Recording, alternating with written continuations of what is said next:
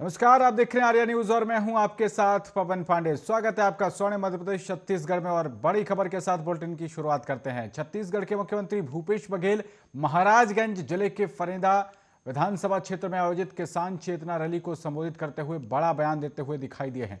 कांग्रेस की नीतियों और विकास पर चर्चा करते हुए उन्होंने बीजेपी के प्रदेश और केंद्र की सरकार पर वो जमकर बरसे। और जनसभा को संबोधित करते हुए मुख्यमंत्री भूपेश बघेल ने कहा कि बीजेपी सिर्फ राम नाम जपना और पराया माल अपना करती है।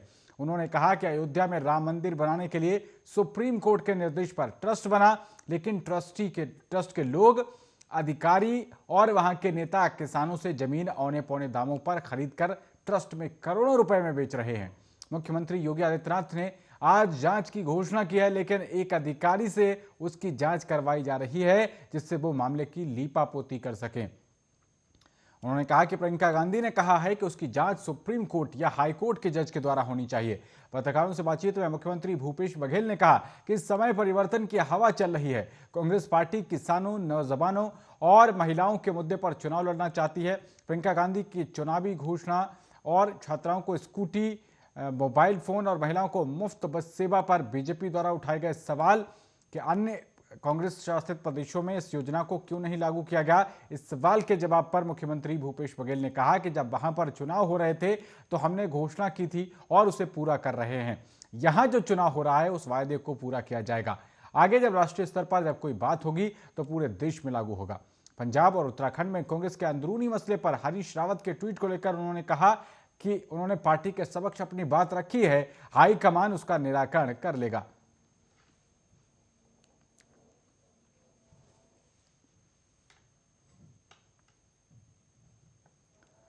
तो उत्तर प्रदेश की योगी आदित्यनाथ सरकार के नक्शे कदम पर चलते हुए गुरुवार को मध्य प्रदेश ने भी संपत्ति की तोड़फोड़ करने पर प्रदर्शनकारियों से वसूली के संबंध में और भी ज्यादा सख्त कानून पारित कर दिया है। मध्य प्रदेश विधानसभा ने सार्वजनिक और निजी संपत्ति को क्षति की रोकथाम और क्षति की भरपाई विधेयक 2021 बिना किसी चर्चा के ध्वनिमत से पारित कर दिया।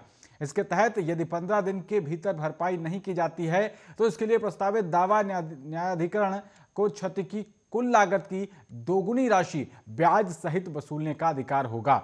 यूपी में लागू इसी तरह के कानून के तहत केवल नुकसान की वास्तविक लागत की वसूली का ही प्रावधान किया गया है।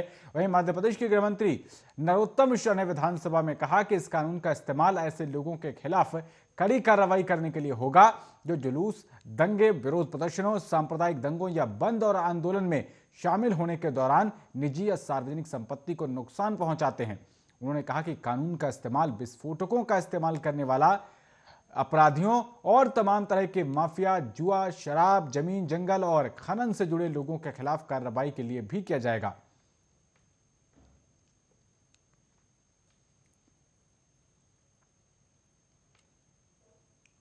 तो मध्य प्रदेश के गृह मंत्री नरोत्तम मिश्रा ने कहा है कि विधानसभा में शीतकालीन सत्र के 5 दिन विपक्ष का जोर प्रश्नकाल को हल्का काल बनाने पर रहा।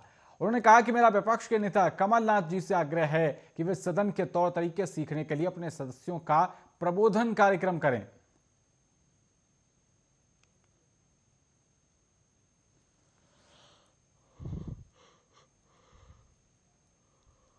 काल विपक्ष के लिए हथियार की तरह होता है जब वो जनहित के मुद्दे विधानसभा में उठाता है। पर आप पिछले सत्रों से लेकर आज तक एक बात दृष्टिगोचर हो रही होगी कि विपक्ष प्रश्नकाल को बाधित करता है, प्रश्नकाल को हल्ला काल बनाना चाहता है विपक्ष, और इसलिए जो विषय शून्यकाल में उठ सकते हैं उन विषय को भी प्रश्नकाल में उठाता है। इतना अकर्मण्य विपक्ष हमने आज तक नहीं देखा। आज भी, कल भी, परसों भी, नरसों भी इस 5 दिवसीय सत्र में एक भी सत्र ऐसा नहीं है जो विपक्ष को बाधित प्रश्नकाल नहीं किया हो विपक्ष ने। आज कोई ऐसा विषय नहीं था, लेकिन इसके बावजूद भी प्रश्नकाल नहीं चलने दिया। पीड़ादायी प्रसंग है ये, और इसलिए मैं विपक्ष से आग्रह करता हूं, विपक्ष के नेता कमलनाथ जी से करता हूं कि एक प्रबोधन कार्यक्रम अपने सदस्यों का लगाएं। वो स्वयं भी कहते हैं कि मैं भी नया हूं, मुझे ज्ञान नहीं है, कई बार हाउस पे कह चुके, फ्लोर पे रिकॉर्डेड है उनकी बात, और वो स्वयं भी ज्ञान अर्जित करें कि विधानसभा चलती किस तरह से है। उधर मध्य प्रदेश के पूर्व मुख्यमंत्री कमलनाथ ने कहा है कि बिना परिसीमन के, बिना रोटेशन के, बिना आरक्षण के कोई चुनाव नहीं होना चाहिए। उन्होंने कहा कि हमारी मांग है, सदन में सर्वसम्मति से प्रस्ताव पास किया कि बिना आरक्षण के कोई चुनाव नहीं होगा। ये सरकार का दायित्व है कि जो आज सदन में प्रस्ताव पास किया है उसका पालन करें।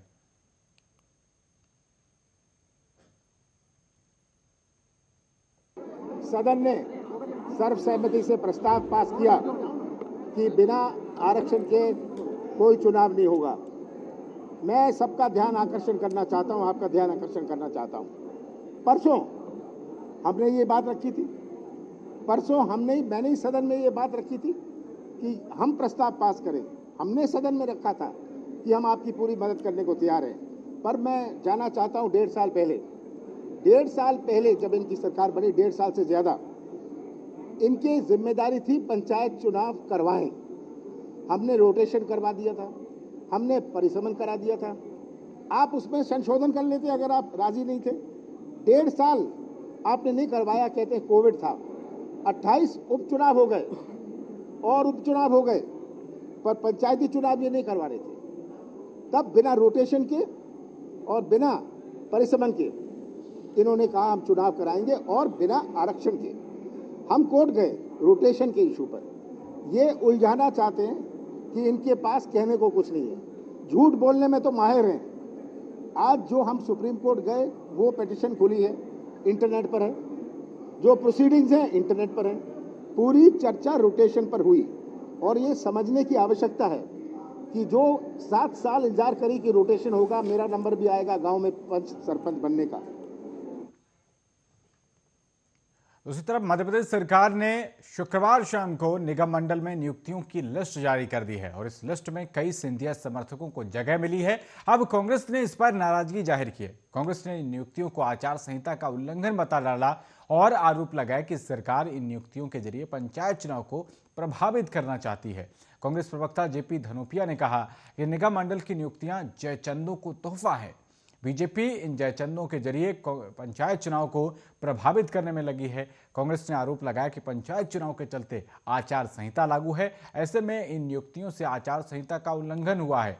बता दें कि लंबे इंतजार के बाद सरकार ने निगम मंडलों में 16 अध्यक्षों और 9 उपाध्यक्षों की नियुक्ति कर दी। इस लिस्ट में सिंधिया समर्थक 5 नेताओं को जगह मिली है।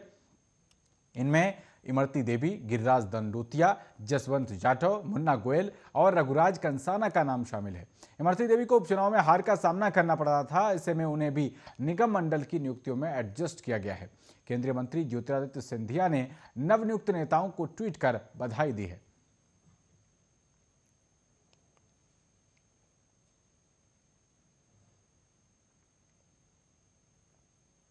वहीं राज्य में पंचायत चुनाव में भी नामांकन पत्र ऑनलाइन ही भरे जाएंगे। हालांकि हार्ड कॉपी रिटर्निंग ऑफिसर के पास जमा करनी होगी, और अनुसूचित जनजाति, अनुसूचित जाति, अन्य पिछड़ा वर्ग के साथ साथ महिलाओं को जमानत राशि में 50% की छूट रहेगी। चुनाव लड़ने वाले किसी भी अभ्यर्थी को शपथ पत्र नहीं देना पड़ेगा। राज्य निर्वाचन आयुक्त ठाकुर राम सिंह ने बताया कि आयोग के ऐप ओनो के माध्यम से अभ्यर्थी नामांकन पत्र ऑनलाइन भरेंगे। इसके बाद उसका प्रिंटआउट निकालकर निर्धारित तिथि और समय पर अपने संबंधित रिटर्निंग ऑफिसर को देंगे। उन्होंने बताया कि स्वतंत्र, निष्पक्ष, शांतिपूर्ण और सुव्यवस्थित निर्वाचन संपन्न कराने के लिए आयोग ने आवश्यक तैयारियां कर ली हैं। आयुक्त सिंह ने बताया कि नगरीय निकाय चुनाव की तरह ही पंचायत चुनाव में भी कोरोना वायरस के संक्रमण से बचाव के लिए जारी की गई गाइडलाइन का सख्ती से पालन किया जाएगा। सभी जिलों में इसके लिए जरूरी इंतजाम करने के निर्देश दिए गए हैं।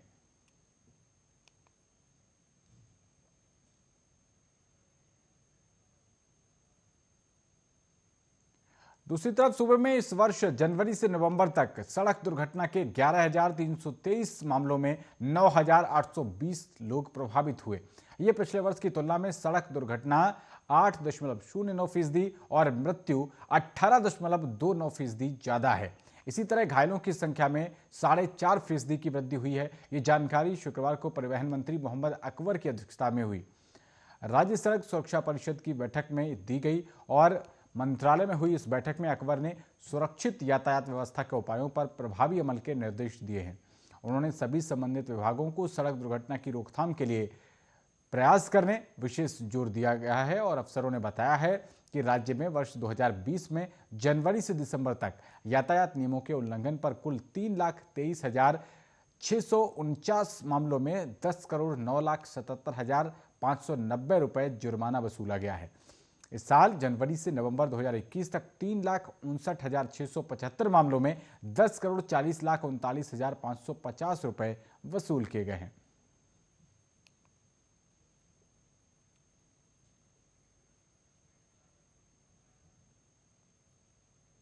आगे बढ़ते हैं। जम्मू कश्मीर में पहला पश्चिमी विक्षोभ 22 दिसंबर को सक्रिय हुआ था और इसके सक्रिय होने से राजस्थान में चक्रवातीय घेरा बन गया है, जिसकी वजह से हवा का रुख पश्चिमी हो गया है।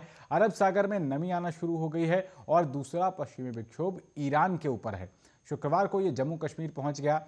यह पश्चिमी विक्षोभ बड़ी मात्रा में अरब सागर से नमी खींच रहा है और तीसरा पश्चिमी विक्षोभ 26 दिसंबर को आ जाएगा और तीसरे पश्चिमी विक्षोभ से अंचल का मौसम बदलेगा। इससे दतिया, भिंड, शिवपुरी, श्योपुर में बारिश के साथ ओलों की बौछार हो सकती है। ग्वालियर, मुरैना में बारिश होगी, कहीं तेज तो कहीं हल्की बारिश हो सकती है। मावठ की बारिश से फसलों के लिए अमृत बरसेगा। जम्मू कश्मीर से गुजर रहे पश्चिमी विक्षोभ और राजस्थान में बने चक्रवातीय घेरे से शहर का मौसम बदल गया। पश्चिमी हवा के चलते रात में कड़ाके की ठंड गायब हो गई है। शुक्रवार को दोपहर में तेज धूप होने से अधिकतम तापमान 25.4 डिग्री सेल्सियस रिकॉर्ड हुआ। यह सामान्य से 1.8 डिग्री सेल्सियस ज़्यादा रहा है। शाम को हल्के बादल छाने से तपन थम गई। तापमान सामान्य से ऊपर रहने से दिन में भी कपाने वाली ठंड से राहत मिली। वहीं मौसम विभाग ने 26 से 29 दिसंबर के बीच बारिश के आसार जताए हैं।